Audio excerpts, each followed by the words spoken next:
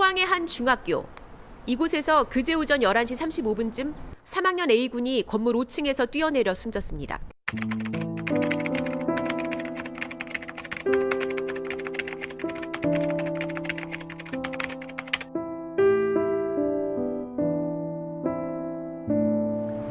영안시를 떠나지 못하는 한 아버지. 한번 꼭 안아주고 싶어요. 진짜 너무 보고 싶고요. 그 상황에서 정확하게 알지 못한 상황에서 보낼 수 없다고 생각해서 제가 아직 찾고 있는 겁니다.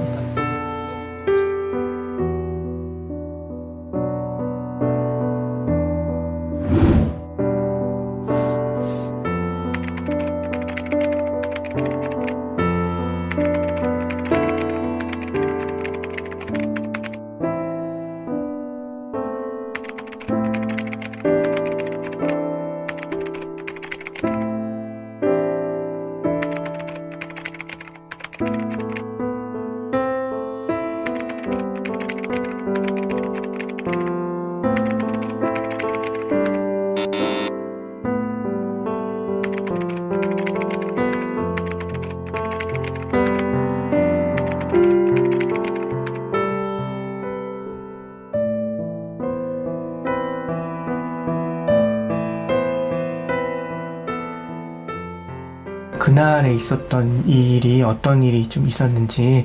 둘째 시간 도도 시간에 선생님과의 어떤 일이 있었대요. 책에 대해서 이야기를 했더니 선생님은 그걸 성인물로 취급을 하셨고 훈육을 했다라고 그러시더라고요.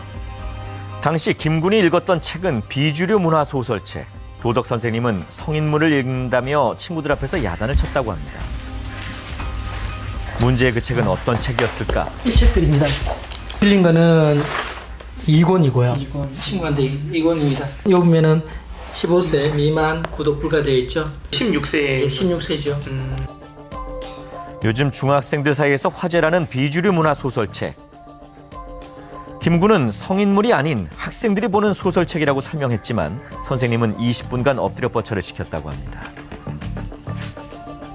도덕책에는 당시 김군의 고민이 적나라하게 적혀 있습니다. 또래 형성되는 집단에 대해서 아이들이 배제되지 않도록 프라이빗을 좀 존중하는 교육이 필요할 것 같고요. 그들이 접하는 문화, 그게 서브컬처든 또는 지금 나와있던 라이트 노벨이든 그들이 보는 그 문화에 대해서 인식하는 부분들이 조금 미흡했던 부분들이 아무래도 많다고 생각이 듭니다.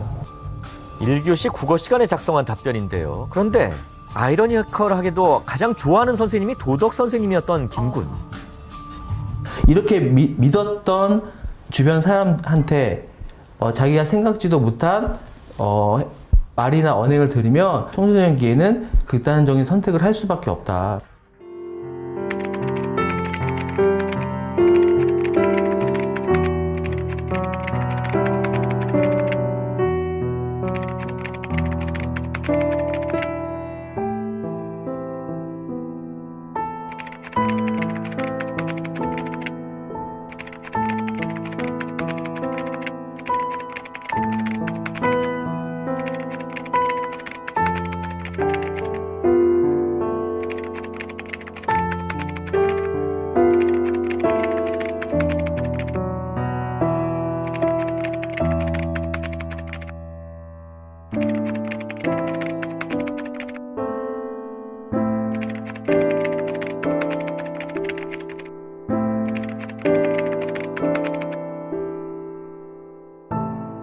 위해서는 어떻게 해야 할까요?